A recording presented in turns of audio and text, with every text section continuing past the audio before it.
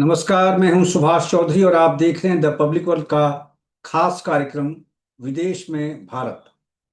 आज के इस विशेष कार्यक्रम में बात करेंगे दुनिया भर की उन बड़ी खबरों की जहां भारत की कूटनीतिक सक्रियता, वैश्विक साझेदारी, अंतर्राष्ट्रीय मंच पर भारत की भूमिका और विश्व के पटल पर हो रही कूटनीतिक और रणनीतिक हलचल दिखाई दे रही है।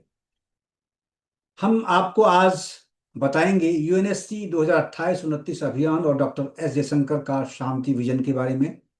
स्पेन से खबर है, पीयूष गोयल और स्पेन के प्रथम उप प्रधानमंत्री कार्लोस कुएर्पो की बैठक हुई है। जापान से भी बड़ी खबर है, 8वीं भारत जापान रक्षा नीति वार्ता हुई है, जिसमें डिफेंस सेक्रेटरी राजेश कुमार सिंह ने जापान का दौरा किया है। पोलैंड से बड़ी खबर है, भारत पोलैंड रणनीतिक साझेदारी को नई मजबूती मिली है, इसका प्रयास जारी है। सऊदी अरब से भी आज एक इम्पॉर्टेंट खबर है, भारत सऊदी आर्थिक सहयोग और राजदूत सुहेल खान की बैठक हुई है। रूस से आज दो तीन खबरें इंपॉर्टेंट हैं रूस से संबंधित। राष्ट्रपति पुतिन का आर्थिक और सैन्य मजबूती पर बयान आया है। दूसरी तरफ यूक्रेन और यूरोप फिर एक साथ खड़े दिख रहे हैं और लगभग 10 देशों ने मिलकर बैलिस्टिक मिसाइल खतरे के खिलाफ नया गठबंधन बनाने का ऐलान कर दिया है। एक बड़ी घटना है दुनिया के लिए। रूस जर्मनी के बीच तनाव की स्थिति है, बर्लिन पर मॉस्को ने गंभीर आरोप लगाए हैं यूक्रेन में कुछ ऐसी गतिविधियां चलाने की। श्रीलंका से खबर है कि भारत की 600 मिलियन श्रीलंकाई रुपए की स्वास्थ्य सहायता की गई है। कनाडा में टोरंटो रथ यात्रा और भारतीय संस्कृति का आदान प्रदान। यूरोपीय संघ रूस पर नए प्रतिबंध और कजा कैलाश का एक बयान रूस के बारे में, उस पर प्रतिबंध लगाने के बारे में नए सिरे से आया है। और सबसे महत्वपूर्ण खबर जो मैं अंत में आपको दिखाऊंगा वो है अमेरिकी राजदूत सर्जियो गोर, जो भारत में राजदूत हैं अमेरिका के, और दक्षिण एशिया के कई देशों के इंचार्ज बनाए गए हैं। उन्होंने यूएस में यूएस पैसिफिक कमांड के बड़े अधिकारियों के साथ बैठक की है। संकेत स्पष्ट है कि अमेरिका और भारत के बीच बढ़ती रणनीतिक साझेदारी, खासकर इंडो पैसिफिक एरिया को लेकर, उसकी सिक्योरिटी को लेकर क्या कुछ हुआ है उसके बारे में आपको मैं बताऊंगा। तो आइए शुरुआत करते हैं पहली बड़ी खबर से। यूएनएससी 2028-29 अभियान शुरू, डॉक्टर जयशंकर ने पेश किया शांति विजन। भारत ने संयुक्त राष्ट्र सुरक्षा परिषद यानी यूएनएससी के 2028-29 कार्यकाल के लिए अपनी उम्मीदवारी का अभियान शुरू कर दिया है।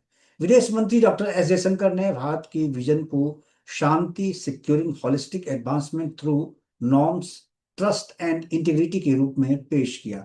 डॉक्टर जयशंकर ने कहा कि यूएनएससी में भारत की प्राथमिकता होगी ग्लोबल साउथ की आवाज को मजबूत करना, अंतर्राष्ट्रीय शांति और सुरक्षा के मुद्दों पर विकासशील देशों की चिंताओं को सामने रखना। भारत संयुक्त राष्ट्र व्यवस्था में सुधार यानी रिफॉर्म, मल्टीलेटरलिज्म का समर्थन करेगा ताकि वैश्विक संस्थाएं अधिक लोकतांत्रिक, प्रतिनिधिपूर्ण और प्रभावी बन सके, यानी अधिक से अधिक लोगों को उसमें रिप्रेजेंटेशन मिल सके। भारत की प्राथमिकताओं में फ्यूचर रेडी पीस कीपिंग, महिला शांति सैनिकों की भूमिका और बढ़ावा देना, मानव केंद्रित आर्टिफिशियल इंटेलिजेंस, सुरक्षित समुद्री व्यवस्था और आतंकवाद के वित्त पोषण के खिलाफ कार्रवाई शामिल है। डॉक्टर जयशंकर ने कहा कि एक सुधरी हुई और परिणाम देने वाली सुरक्षा परिषद में ग्लोबल साउथ की मजबूत आवाज जरूरी है। और अब चलते हैं स्पेन, जहां भारत के कॉमर्स मिनिस्टर पीयूष गोयल पहुंचे हुए हैं और उनकी अहम बैठक चल रही है, खासकर व्यापार और तकनीकी सहयोग को लेकर के। भारत के वाणिज्य एवं उद्योग मंत्री पीयूष गोयल ने स्पेन के प्रथम उप प्रधानमंत्री और अर्थव्यवस्था, व्यापार एवं व्यवसाय मंत्री कार्लोस कुएर्पो से मुलाकात की। मैड्रिड में हुई इस बैठक में भारत स्पेन आर्थिक साझेदारी को मजबूत करने पर चर्चा हुई। दो नेताओं ने नवीकरणीय ऊर्जा, green hydrogen, advance manufacturing, digital technology, infrastructure और इनोवेशन जैसे क्षेत्रों में सहयोग बढ़ाने पर बातचीत की। पीयूष गोयल ने भारत यूरोपीय संघ मुक्त व्यापार समझौते यानी इंडिया यूएफटीए पर भी चर्चा की। उन्होंने कहा कि भारत और स्पेन के बीच मजबूत बिजनेस टू बिजनेस संबंध दोनों देशों की आर्थिक साझेदारी को नई ऊंचाई देंगे। और अब जापान से खबर। अभी हाल ही में भारत का दौरा करके जापान की प्रधानमंत्री वापस अपने देश गई है। और अब उससे संबंधित जो एग्रीमेंट्स उस वक्त हुए हैं दोनों देशों के बीच में, जो कुछ एमओयूज हुए हैं और कुछ रणनीतिक और खास करके डिफेंस सेक्टर में जिस प्रकार की साझेदारी की बात हुई है, सहमति बनी है, उसको लेकर अब लगे हाथों सक्रियता बढ़ गई है उस पर, उसको धरातल पर लाने की दृष्टि से। तो भारत जापान रक्षा साझेदारी को नई मजबूती देने के आसार हैं। टोक्यो में 8वीं डिफेंस पॉलिसी डायलॉग किया गया। भारत और जापान ने अपनी रक्षा साझेदारी को मजबूत करने के लिए टोक्यो में 8वीं डिफेंस पॉलिसी डायलॉग में भारतीय प्रतिनिधिमंडल का नेतृत्व रक्षा सचिव राजेश कुमार सिंह ने किया, जबकि जापानी पक्ष का नेतृत्व vice minister of defence for international affairs कानो कोजी ने किया। बैठक में दोनों देशों ने रक्षा सहयोग, सैन्य आदान प्रदान, समुद्री सुरक्षा, रक्षा अभ्यास, तकनीक सहयोग और इंडो पैसिफिक क्षेत्र की सुरक्षा पर चर्चा की गई। भारत और जापान ने स्वतंत्र, खुले और नियम आधारित इंडो पैसिफिक क्षेत्र के साझा दृष्टिकोण को दोहराया है। रक्षा सचिव राजेश कुमार सिंह ने जापान के रक्षा मंत्री शिंजोरो कोइजुमो से भी मुलाकात की और उन्हें रक्षा मंत्री राजनाथ सिंह का संदेश दिया। उन्होंने टोक्यो स्थित self defence forces memorial stone पर पुष्पांजलि अर्पित कर जापानी सैनिकों को श्रद्धांजलि दी, जो एक परंपरा है हर अपने एक साझेदार देश के लिए। ऐसा कोई भी महत्वपूर्ण प्रतिनिधि, कोई बड़ा नेता, कोई डिप्लोमेट्स अगर एक दूसरे देशों में जाता है, दौरा करता है, तो वहाँ स्वाभाविक है कि सेल्फ डिफेंस फोर्सेस को की जो मेमोरियल स्टोन है, जैसे हमारे यहाँ जो बने हुए हैं, वहाँ भी वो जाते हैं पुष्प चक्र चढ़ाने के लिए। और हमारे देश के प्रतिनिधि भी जब दूसरे देश में जाते हैं तो वहाँ भी उनको पुष्पांजलि अर्पित करते हैं, श्रद्धांजलि देते हैं। इसके बाद उन्होंने हिरोशिमा स्थित जेएमएसडीएफ पूरे नेवल बेस का दौरा किया और वाइस एडमिरल मत्सुमो तोमसो, commandant of Kure district JMSDF से मुलाकात की। उन्होंने जेएमएसडीएफ के 7th Mogami class stealth frigate JS Niyodo का भी निरीक्षण किया। यह दौरा भारत जापान के बढ़ते रक्षा और समुद्री सुरक्षा सहयोग को दर्शाता है। माना यह जा रहा है कि भारत जापान के जो मोगामी क्लास स्टील्थ फ्रिगेट है उसको खरीदने में या फिर उसे भारत में निर्मित कराने में जापान के सहयोग से उसका इंटरेस्ट है भारत का। तो इस दृष्टि से अपनी सामुद्रिक सुरक्षा को और मजबूत करने के लिए भारत और जापान दोनों एक साथ आगे बढ़ रहे हैं। अब पोलैंड से खबर है। भारत पोलैंड रणनीतिक साझेदारी को नई गति देने की कोशिश शुरू हो चुकी है। भारत और पोलैंड के बीच रणनीतिक संबंधों को मजबूत करने के लिए विदेश मंत्रालय के secretary west ambassador CB George ने पोलैंड के वरिष्ठ अधिकारियों के साथ बैठक की। उन्होंने पोलैंड के विदेश मंत्रालय के सेक्रेटरी ऑफ स्टेट वालिस लॉ टी ब्रैड्सो जिसकी और आर्थिक विकास एवं प्रौद्योगिकी मंत्रालय के under secretary of state Michelle बेरेनोस्की से बातचीत की। बैठक में दोनों देशों ने राजनीतिक सहयोग, व्यापार एवं निवेश, तकनीकी, रक्षा, सांस्कृतिक संबंधों और आतंकवाद के खिलाफ सहयोग पर चर्चा की। भारत और पोलैंड ने अपनी स्ट्रेटेजिक पार्टनरशिप को और मजबूत करने की प्रतिबद्धता दोहराई है। दोनों देश अब साथ मिलकर चलने को तैयार हुए हैं और आने वाले समय दोनों देशों के बीच में कूटनीतिक संबंधों के साथ साथ रणनीतिक जो साझेदारी है उसको नया आयाम देने की भी कोशिश हो रही है। अब हम सऊदी अरब की ओर चल रहे हैं। भारत सऊदी आर्थिक साझेदारी को मजबूती, राजदूत सुहेल खान ने इंडिया बिजनेस फोरम से चर्चा की। भारत और सऊदी अरब के बीच आर्थिक संबंधों को और मजबूत करने की दिशा में महत्वपूर्ण पहल हुई है। सऊदी अरब में भारत के राजदूत डॉक्टर सुहेल खान और भारतीय दूतावास के फर्स्ट सेक्रेटरी विपुल वावा ने इंडिया बिजनेस फोरम के वरिष्ठ प्रतिनिधियों के साथ बैठक की। बैठक में अनिश अग्रवाल और ओवैस अहमद सहित अन्य प्रतिनिधि शामिल हुए। इस दौरान भारत सऊदी आर्थिक साझेदारी, व्यापार विस्तार, निवेश के नए अवसरों और दोनों देशों के बीच बिजनेस टू बिजनेस सहयोग बढ़ाने पर चर्चा हुई। राजदूत डॉक्टर सुहेल खान ने भारत और सऊदी अरब के कारोबारी संबंधों को मजबूत करने में इंडिया बिजनेस फोरम के योगदान की सराहना की। और अब रूस की ओर चलते हैं, क्योंकि रूस से इस एपिसोड में हम आपको 3 से 4 महत्वपूर्ण खबरों के बारे में बताने जा रहे हैं, दिखाने जा रहे हैं। पहली खबर है कि राष्ट्रपति पुतिन का बड़ा बयान, अर्थव्यवस्था और सैन्य क्षमता मजबूत करने पर उन्होंने बल दिया है। रूस के राष्ट्रपति व्लादिमीर पुतिन ने कहा है कि रूस अपनी अर्थव्यवस्था को मजबूत करने और सैन्य क्षमताओं को बढ़ाने के लिए लगातार काम करता रहेगा। मॉस्को में दिए गए बयान में राष्ट्रपति पुतिन ने पश्चिमी देशों की रूस विरोधी नीतियों पर प्रतिक्रिया देते हुए कहा कि देश को मजबूत बनाने के लिए जनता की भागीदारी महत्वपूर्ण है। उन्होंने ऑल रशियन पीपुल्स फ्रंट संगठन की भूमिका की सराहना की और कहा कि इस संगठन से ने नागरिकों को एकजुट करने में अहम योगदान दिया है। पुतिन ने कहा कि लोगों के सामूहिक प्रयासों से मोर्चे पर तैनात रूसी सैनिकों के लिए महत्वपूर्ण आर्थिक सहायता उपलब्ध कराई गई है। उन्होंने रूस के आर्थिक विकास और राष्ट्रीय सुरक्षा क्षमताओं को मजबूत करने की प्रतिबद्धता दोहराई। अब रूस से ही संबंधित एक बड़ी खबर है, लेकिन जिस देश के साथ उनका लगातार पिछले 1.5-2 वर्षों से लड़ाई चल रही है, यूक्रेन और यूरोप के मामले से संबंधित खबर है। बैलिस्टिक मिसाइल खतरे से निपटने के लिए 10 देशों का गठबंधन अब बनने जा रहा है। इस प्रकार का ऐलान किया गया है यूरोपियन कंट्रीज के द्वारा, और उसके साथ यूक्रेन भी शामिल हो गया है। यूरोप में बढ़ते सुरक्षा खतरे के बीच यूक्रेन और 9 अन्य यूरोपीय देशों ने बैलिस्टिक मिसाइलों से सुरक्षा मजबूत करने के लिए एक नए गठबंधन की घोषणा की है। इस पहल में यूक्रेन के राष्ट्रपति व्लादिमीर जेलेंस्की के साथ Denmark, France, Germany, Italy, Netherlands, Norway, Spain, Sweden और यूनाइटेड किंगडम शामिल है। इन देशों ने कहा कि बैलिस्टिक मिसाइलों का खतरा लगातार बढ़ रहा है और इन्हें रोकना क्रूज मिसाइलों या ड्रोन की तुलना में अधिक चुनौतीपूर्ण है। यह गठबंधन यूरोप की मिसाइल रक्षा क्षमता बढ़ाने, बेहतर समन्वय स्थापित करने और आधुनिक रक्षा प्रणालियों को मजबूत करने पर काम करेगा। यूरोपीय देशों का कहना है कि बदलती सैन्य तकनीक के दौर में मजबूत वायु और मिसाइल रक्षा व्यवस्था बेहद जरूरी हो गई है।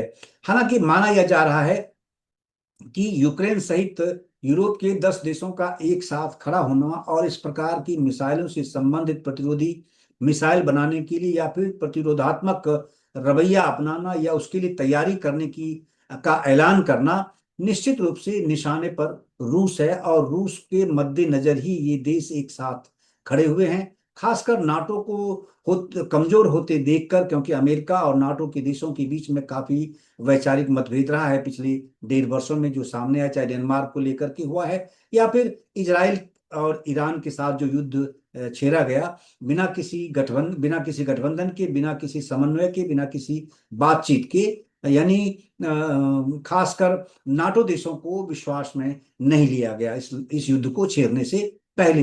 तो इसलिए आपस में जो अविश्वास का वातावरण बन गया है नाटो कंट्रीज के बीच में, अब वो नए सिरे से अपना एक गठबंधन तैयार करने में जुट गया है, जिसमें यूक्रेन को भी उसमें शामिल कर लिया गया है।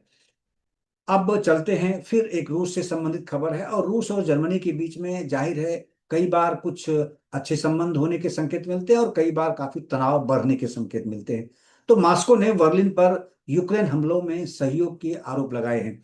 रूस और जर्मनी के बीच तनाव और बढ़ गया है। रूसी विदेश मंत्रालय ने जर्मनी पर आरोप लगाया है कि यूक्रेन द्वारा रूस के नागरिक बुनियादी ढांचे पर किए जा रहे हमलों में पश्चिमी समर्थन की भूमिका है। रूस ने जर्मन राजदूत के सामने अपनी आपत्तियां दर्ज कराते हुए कहा कि यूक्रेन को दिया जा रहा राजनीतिक और सैन्य समर्थन संघर्ष को बढ़ावा दे रहा है। मॉस्को ने यह भी आरोप लगाया है कि जर्मन मीडिया की कुछ रिपोर्टिंग एकतरफा है और उसने इसकी तुलना नाजी युग के प्रचार से की है।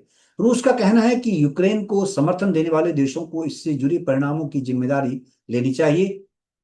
वहीं जर्मनी लगातार यूक्रेन के समर्थन में खड़ा रहा है और उसे आर्थिक, मानवीय और रक्षा सहायता प्रदान करता रहा है। रूस और जर्मनी के बीच में यह विवाद यूरोप की सुरक्षा स्थिति पर भी असर डाल रहा है। जाहिर है यह विवाद केवल और केवल यूरोपियन कंट्रीज या फिर वेस्टर्न कंट्रीज और रूस तक ही सीमित नहीं रहने वाला है। इसका असर भारत पर भी पड़ता है, क्योंकि भारत बड़े पैमाने पर यूरोपीय कंट्रीज के साथ, खासकर ईयू के साथ भी एफटीए का समझौता हुआ है, और यूरोपियन कंट्रीज में लगभग लगभग सभी कंट्रीज के साथ एक तरह से कुछ एफटीए हो चुका है या फिर एफटीए करने की प्रक्रिया में दोनों ही देश जो हैं वो जुड़े हुए हैं। तो जाहिर है अगर कूटनीतिक कोई हलचल होती है और आपस में या सामरिक कोई स्थिति को लेकर के अगर कुछ बदलाव आता है या फिर दो देशों के बीच में अगर तनाव की स्थिति बनती है, तो उसका असर भारत पर भी पड़ता है, क्योंकि भारत आज दुनिया की सबसे तेज गति से बढ़ने वाली अर्थव्यवस्था है और इसके सामरिक और रणनीतिक महत्व बहुत ज्यादा हैं। तो इसीलिए मेरा मानना है कि इसमें भारत पर भी असर पड़ता है। अब श्रीलंका से खबर है। भारत ने स्वास्थ्य क्षेत्र में बढ़ाया सहयोग। दुनिया बेस हॉस्पिटल के लिए 600 मिलियन की सहायता दी। भारत ने श्रीलंका के स्वास्थ्य क्षेत्र को मजबूत करने के लिए एक बड़ी पहल की है। श्रीलंका की राजधानी कोलंबो में भारत और श्रीलंका के बीच एक मेमोरेंडम ऑफ अंडरस्टैंडिंग पर हस्ताक्षर किए गए। इस समझौते के तहत भारत डेनिया बेस हॉस्पिटल को आधुनिक चिकित्सा उपकरण उपलब्ध कराने के लिए 600 मिलियन श्रीलंकाई रुपए का अनुदान देगा। इस एमओयू पर श्रीलंका में भारत के उच्चायुक्त संतोष झा और श्रीलंका के स्वास्थ्य मंत्रालय के सचिव डॉक्टर अनिल जयसिंघे ने हस्ताक्षर किए हैं। इस अवसर पर श्रीलंका के स्वास्थ्य मंत्री नलिंदा जयतिस्सा भी मौजूद थे। भारत की यह सहायता अस्पताल को सुरक्षित और आपदा रोधी स्थान पर स्थानांतरित करने तथा महत्वपूर्ण सुविधाओं को आधुनिक बनाने में मदद करेगी। इनमें emergency unit, operating theatres, high dependency unit यानी एचडीयू और स्पेशल केयर बेबी यूनिट शामिल है। यह परियोजना श्रीलंका के पुनर्वास के लिए भारत के 450 मिलियन अमेरिकी डॉलर के सहायता पैकेज का हिस्सा है, जो साइक्लोन डिटवा के बाद राहत और पुनर्निर्माण प्रयासों के लिए दिया गया है। यह पहल भारत श्रीलंका की मजबूत साझेदारी और पड़ोसी देशों के प्रति भारत की प्रतिबद्धता को दर्शाती है। और अब चलते हैं कनाडा की ओर। टोरंटो में भव्य रथ यात्रा, भारतीय संस्कृति और विरासत का दिखा शानदार प्रदर्शन। कनाडा के टोरंटो शहर में भारतीय संस्कृति और आध्यात्मिक परंपरा का भव्य प्रदर्शन देखने को मिला है। टोरंटो में आयोजित रथ यात्रा में हजारों श्रद्धालुओं और भारतीय समुदाय के लोगों ने भाग लिया। इस आयोजन में कनाडा के टोरंटो स्थित भारत के कंसुल जनरल महावीर सिंह भी शामिल हुए। यह भव्य आयोजन इस्कॉन टोरंटो द्वारा आयोजित किया गया। इस दौरान शहर के प्रमुख इलाकों से रंग बिरंगी रथ यात्रा निकाली गई। इसमें श्रद्धालुओं ने भक्ति गीत, कीर्तन और धार्मिक कार्यक्रमों में भाग लिया। कार्यक्रम के दौरान सेंटर आइसलैंड पर सांस्कृतिक गतिविधियों का आयोजन भी किया गया, जिसमें लाइव कीर्तन परफॉर्मेंस थे, वैदिक कल्चरल एग्जीबिशंस भी लगाए गए थे और योगा साइंसेस सेशंस भी शामिल है। योगा साइंसेस के बारे में भी विस्तार से लोगों को बताया गया, समझाया गया। कंसुल जनरल महावीर सिंह ने भारतीय प्रवासी समुदाय के प्रयासों की सराहना की। उन्होंने कहा कि रथ यात्रा विदेशों में भारतीय संस्कृति, आध्यात्मिक मूल्यों और परंपराओं को जीवित रखने का माध्यम बन गई है। यह आयोजन कनाडा में भारतीय समुदाय के योगदान और दोनों देशों के बीच पीपल टू पीपल रिलेशंस को मजबूत करने का प्रतीक बना है। अब फिर रूस से ही एक और खबर। यूरोपीय संघ और रूस के बीच में जो तनातनी चलती रहती है उसको लेकर कुछ खबर है। रूस पर नए प्रतिबंध। काजा कैलाश ने कहा, मॉस्को की युद्ध क्षमता को कमजोर करना उनका लक्ष्य है। यूरोपीय संघ ने रूस के खिलाफ प्रतिबंधों को और सख्त करने की घोषणा की है। यूरोपीय संघ की high representative for foreign affairs and security policy और यूरोपियन कमीशन की वाइस प्रेसिडेंट काजा कैलाश ने कहा कि यूरोपीय संघ तेजी और बड़े स्तर पर नए प्रतिबंध लागू कर रहा है। उन्होंने बताया कि नए प्रतिबंध पैकेज और आगामी 21वें सैंक्शंस पैकेज के तहत रूस से जुड़े 250 व्यक्तियों और संस्थाओं को प्रतिबंध सूची में शामिल किया जाएगा। काजा कैलाश ने इसे रूस के यूक्रेन पर पूर्ण सैन्य अभियान शुरू करने के बाद सबसे बड़ा इंडिविजुअल सैंक्शंस पैकेज बताया है। उन्होंने कहा कि नए प्रतिबंधों में रूस से बड़े साइबर खतरों को रोकने के लिए यूरोपीय संघ के अब तक के सबसे बड़े साइबर सैंक्शंस मेजर्स भी शामिल हैं। यूरोपीय संघ का कहना है कि इन प्रतिबंधों का मुख्य उद्देश्य रूस की उस आर्थिक व्यवस्था को कमजोर करना है जो उसकी सैन्य गतिविधियों को समर्थन देती है। यह घोषणा ईयू फॉरेन अफेयर्स काउंसिल की बैठक से पहले की गई, जहां सदस्य देश रूस को लेकर आगे रणनीति पर चर्चा करेंगे और जिसके बारे में मैं पहले आपको बता चुका हूं कि 10 देशों ने, यूक्रेन सहित 10 देशों ने मिलकर अब बैलिस्टिक मिसाइल, इंटरकॉन्टिनेंटल मिसाइल के खिलाफ एक तरह से अपनी प्रतिरोधी क्षमता को बढ़ाने का ऐलान किया है। यानी एक नया गुट और सामरिक गुट जो है, यह रणनीतिक दृष्टि से एक बड़ा गुट दुनिया का अलग से अब उत्पन्न हो गया है, सामने आ गया है। और आने वाले समय में इसका स्वरूप क्या होगा, किस तरह से ये एक्ट करेंगे, खासकर क्योंकि ये रूस सेंट्रिक अपनी पॉलिसी हमेशा रखते हैं, रणनीतिक और जहां तक सैनिक जो गतिविधियां हैं उसको लेकर, डिफेंस की जो गतिविधियां हैं उसको लेकर। तो अब पता चलेगा कि आने वाले समय में ये क्या स्वरूप होता है और ये देश किस प्रकार कंट्रीब्यूशन करते हैं। क्या नाटो के विकल्प के रूप में उन्होंने इस प्रकार का एक ग्रुप बनाने का ऐलान किया है, और उसका स्वरूप क्या होगा, उसका फॉर्मेट क्या होगा, उसके अपीयरेंसेस क्या होंगे, प्लस उसके नेगेटिव और पॉजिटिव रिपरकशंस क्या दुनिया पर पड़ने वाले होंगे, क्योंकि इससे अलग अलग देशों के बीच में जो इक्वेशंस हैं उसमें भी काफी बदलाव देखने को मिलता है। तो आने वाले समय में इसका पता चलेगा। अब हम चलते हैं इस एपिसोड की बेहद महत्वपूर्ण खबर की ओर, जो अमेरिका से है। अमेरिका के राजदूत जो भारत में है सर्जियो गोर ने यूएस पैसिफिक कमांड का दौरा किया और रक्षा सहयोग पर कुछ बातचीत हुई है। उन्होंने हालांकि बहुत ही नपे तुले शब्दों में इस मीटिंग की जानकारी शेयर की है ट्विटर हैंडल पे। भारत में अमेरिका के राजदूत और साउथ एंड सेंट्रल एशिया के लिए स्पेशल एनवॉय सर्गियो गोर ने यूनाइटेड स्टेट्स पैसिफिक कमांड यानी USINDOP कॉम का दौरा किया। इस दौरान उन्होंने क्षेत्रीय सुरक्षा, रक्षा सहयोग और इंडो पैसिफिक में साझेदारी को मजबूत करने पर चर्चा की। राजदूत सर्गियो गोर ने बताया कि यह दौरा बेहद उपयोगी रहा और उन्होंने अमेरिकी सैन्य कमांडरों के साथ महत्वपूर्ण बातचीत की। उन्होंने सोशल मीडिया प्लेटफॉर्म एक्स पर लिखा, it was great to visit the United States Pacific Command, productive discussions with regional commanders admiral Koehler, general स्किंडर एंड जनरल क्लार्क। इस दौरान उन्होंने मुलाकात जिन जिन लोगों से की है उसकी जानकारी मैंने आपको दी। और इसमें यूनाइटेड स्टेट्स पैसिफिक फ्लीट से एडमिरल थे कोयलर, और पैसिफिक एयर फोर्सेस से जनरल स्किंडर थे, और यूनाइटेड स्टेट्स आर्मी पैसिफिक से जनरल क्लार्क थे, जिनसे उनकी चर्चा हुई, उनकी विस्तार में बातचीत हुई। हालांकि बातचीत क्या हुई है उसके बारे में उन्होंने कुछ संकेत नहीं दिया, केवल इंडो पैसिफिक की बातें उन्होंने कही हैं। तो जब वो पैसिफिक इंडो पैसिफिक की बात, सिक्योरिटी की बात वो करते हैं तो जाहिर है उससे भारत का जुड़ाव है, अनन्य जुड़ाव है।